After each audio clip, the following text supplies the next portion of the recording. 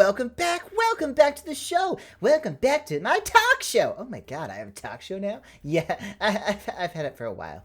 Anyway, guys, welcome back to Friendly Designs, the design show that helps you with tips and hints on how to build. I'm not telling you how to do. I'm not, but I can help, and I hope to. We also have our wonderful audience, our beautiful, amazing, perfect audience.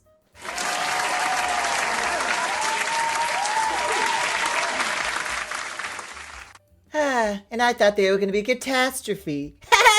Anyway, guys, today we are here to learn about horticulture. That's right, horticulture. Horticulture is kind of like your gardens. Your garden areas, your flowery areas, just areas you like to dress up to make look pretty. You can call it extreme terraforming or personalized terraforming. I like that. Personalized. It's beautiful. It's important. It's great. But yeah, it's really important that you have a personalized touch to all your terraforming. All your flowery and environment needs are really taken care of. Anyway, I'll send it over to Friendly on the Fields. As you know, Friendly on the Fields is quite skilled. I hear Friendly on the Fields eats hot dogs. Raw. Anyway, let's send it over to Friendly on the Fields. Oh, why, thank you so much, Friendly. Oh, it's so good to see you again. I hope the studio is nice and clean. I saw a cockroach there the other day, and it was just so terrible. Anyway, I'd like to welcome you guys back. And, of course, today we are talking about horticulture. That's right, horticulture. And no, it is not the culture of whores. It's not what it is. Get your mind out of the gutters, you dirty, dirty people.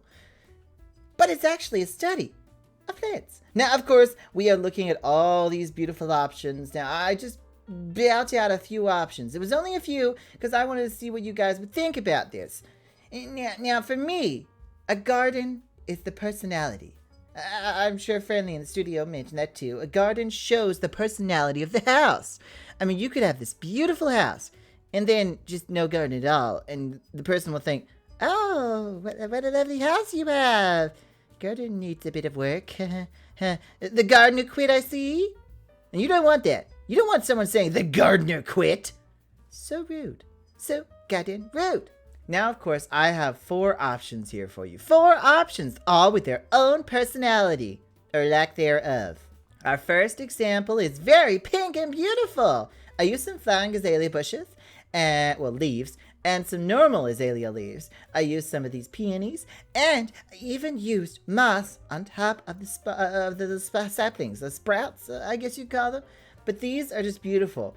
I went into the nether and got this wood and stripped it down and then put just it in the place of an oak because I thought it'd be cool. Now for this, I wanted to give it a more of a pretty, beautiful, sort of nice, soft touch. I wanted it so pretty, you know? I won't say girly, because honestly, guys can like pink too. It's a rare thing, but it's becoming more common. Like, why not? I mean, I only wear pastel pink because I think hot pink is a bit too bright for the eyes on a female or a male. But this is beautiful. I'm a big flower person. What I was thinking of when I actually made this was like a cottage or like a big pink house or Barbie's mansion. I kind of had those in mind. Or even like when you're doing a rainbow house and you want different sections, I thought of this. Just a nice, beautiful area for you to sit and enjoy. Now, of course, with gardens, you really have to be careful because it can't be too cluttered. It's a garden, not terraforming. Now, terraforming, of course, you can go crazy. You can make it wild and natural, environmental. But often with gardens, you don't. I feel like gardens are more controlled, more tested. They're just beautiful, aren't they?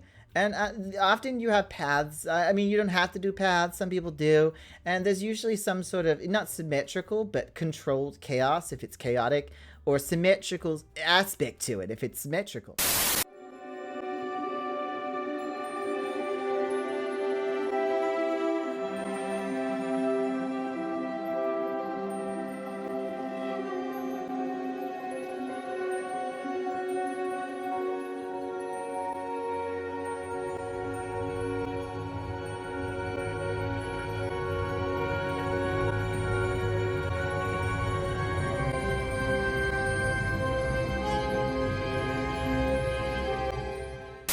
speaking of symmetrical and controlled chaos, this is the second option. Now, I thought this is more what I would use. Now, you're probably wondering, what do you mean, friendly? Well, a lot of my builds I've been using deep slate because it's one of the newer blocks and I really like it, so I try to add it into everything I do. A little bit obsessed. Obsessed with deep slate. And I also love the Azalea leaves, the flowering ones especially. It's our first flowery bush. I like flowery bushes. Floral bushes are the best. They smell so pretty. Do you want to smell my flowery bush? Ah, yes. It smells like hibiscus. Anyway, guys, this is more of like a kind of a cleaner look. As you notice, I cleared out most of the grass and I added a lot of moss instead. I wanted some texture in the grass because I won't be having any grass or leaves or anything on the ground. So it's just, well, technically these are leaves, but you know what I mean, falling leaves. I won't have any mess on the ground, so I need to make texture on the actual ground itself.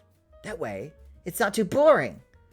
Because no one likes a boring ground. Like, let's be honest. No one wants to go in a garden and go, oh, that's boring. Like, no one likes that.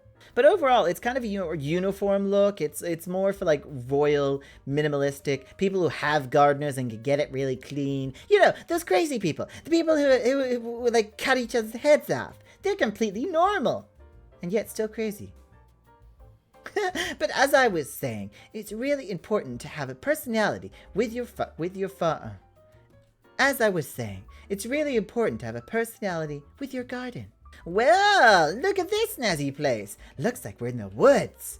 Now, I always like cabin in the woods. I have a few cabins in the woods made over my time. I have, and probably in a few of my episodes. I even like the movie Cabin in the Woods, though I think it's a little contrived. I mean, the idea that they choose their fate and they had like bets on people. I mean, it could have been an entire series, but for some reason they didn't. It would have been like a make fun of Resident Evil. Sorry, I got completely distracted there. But either way, I wanted a kind of almost creepy vibe or magical vibe. So I used some green candles to kind of light up the area, make it kind of a little bit creepy and magical.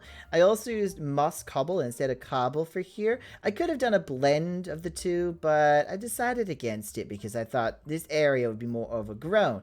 Of course, we have our pathway through here, a beautiful pathway, and these trees. If you're wondering what's on the trees, it's part of a texture pack. I'm sorry, I forgot to turn it off, but I really kind of like the texture pack just a little bit. And of course, as you can see, the podzol's on the ground as well. We got to make sure we had some podzol. Break up the ground. Even though, yes, we're covering the ground in grass, lots and lots of grass and shrubs, I still like to have some podzol in there. It gives it more of that woodland feel. The feel that I really like. I personally like a nice woodland feel. But this is the sort of thing I'm used to making when doing woodland areas, because you don't want to take away too much for the actual woods themselves, because these beautiful spruce trees are growing. You don't want to knock down all the spruce trees just to build an extravagant garden. Like, why not just build the garden into the spruce trees?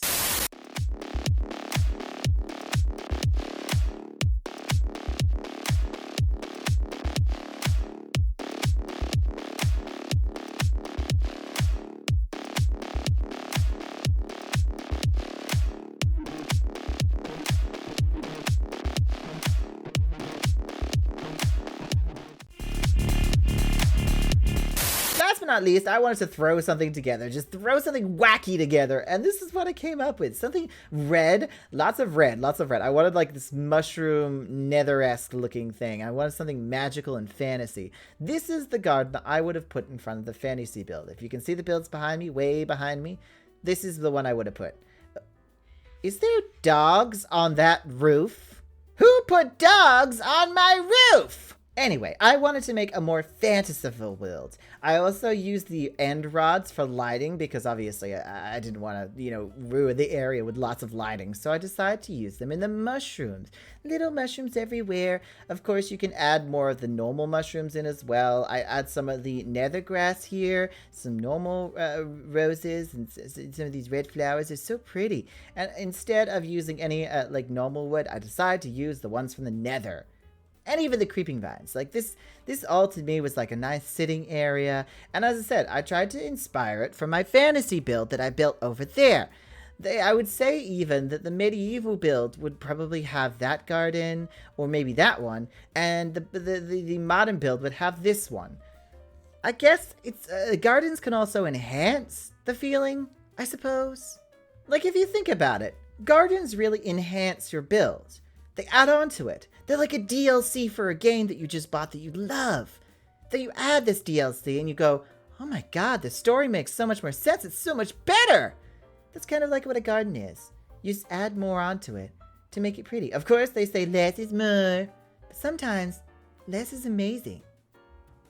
And sometimes, more is spectacular. Who knows? You should try it out. Try it doing your garden today. Now, these are only some examples, so don't take these as like gospel, like you have to do these. These are just cute little examples. You can make whatever garden you want.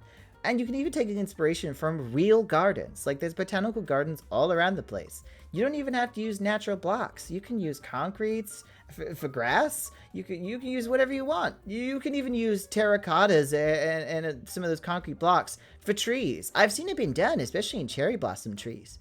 Or blue trees. What are blue trees? I love blue trees. Anyway, guys, I'm going to pass you back to Friendly in the studio.